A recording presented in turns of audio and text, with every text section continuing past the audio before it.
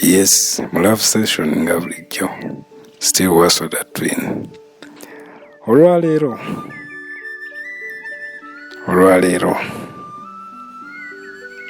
kye tulinawo era kigenda erimu abasajja. Ng'omusajja wenna ng'oli eyo, obadde okimanyi omukazi akyusa erinnya lye ku lw'okuba ggwe, akyusa amaka mw'abadde abeera n'asobola okubeera naawe. Obadde okimanyi akeera ku makya n'alekawo famire ye ku lw'okuba ggwe, n'asalawo agende naawe ne muzimba amaka mwenna.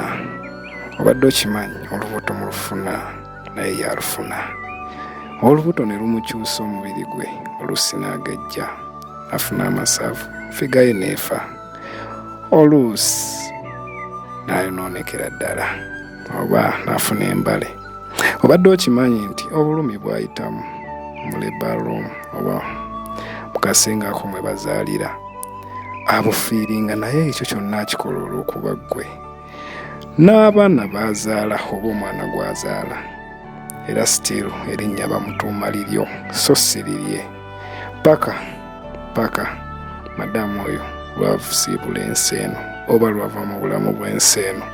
So kino kigenda eri abasajja mwenna, bambi muwe abakazi ekitiibwa, kubanga kyonna oba kyaba asazeewo okugenda naawe mu butuufu aba akisaliddewo ku lulwo, akyusa erinnya lye, buli kimu n'asobola okugumiikiriza mubeere babiri. So respect a woman.